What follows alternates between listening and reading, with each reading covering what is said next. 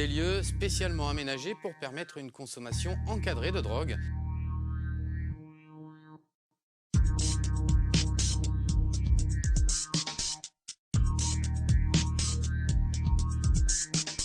Les centres de consommation constituent un outil d'amélioration de l'état sanitaire et social des usagers de drogue les plus précaires.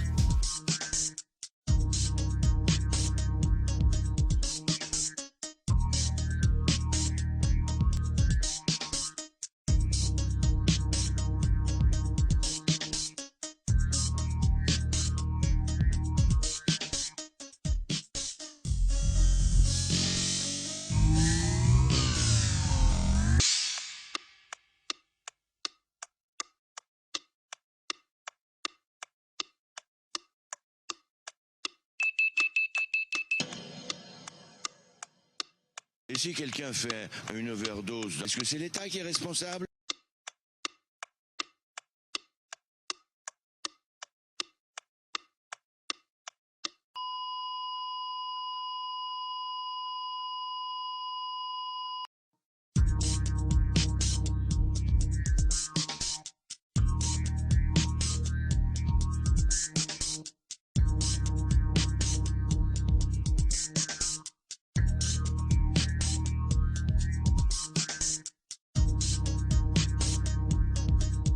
Les études étrangères, les lieux où ça a été mis, ont montré que ça n'augmentait pas, de façon très suivie, le nombre de consommateurs. C'est plutôt l'effet inverse qui se produit, c'est-à-dire qu'une fois que la personne est rentrée et qu'elle est dans de meilleures conditions, on a vu des personnes qui, du coup, consommaient moins parce qu'elles avaient moins de raisons de consommer.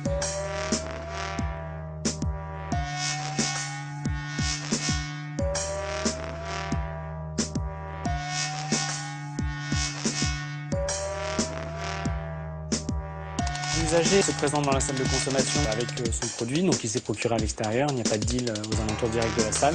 Et une fois rentré dans l'espace de consommation, donc il se mettra à son poste où on lui fournira du matériel stérile et de là il pourra consommer donc soit par voie inhalée en fumant, soit par voie injectée, et il pourra bénéficier des conseils d'une infirmière ou d'un travailleur social. L'objectif est d'éviter la contamination au virus du sida ou à l'hépatite C.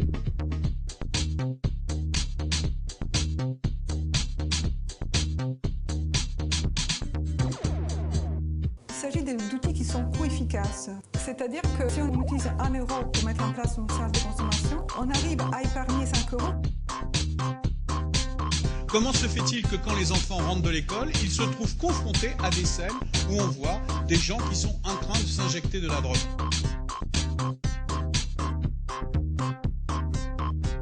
Il s'agit de structures de soins. On prend en charge des usagers qu'habituellement on ne voit pas et qu'on accompagne.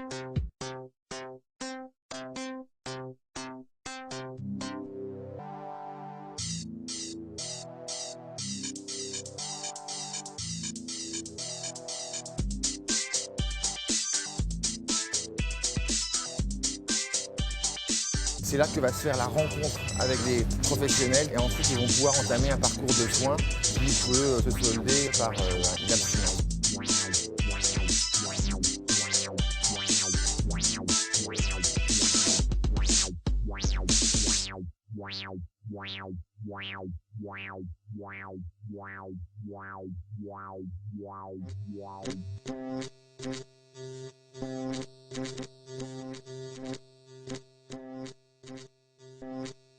C'est pas parce que nous sommes de droite que nous sommes butés, et donc nous allons participer à cette expérimentation.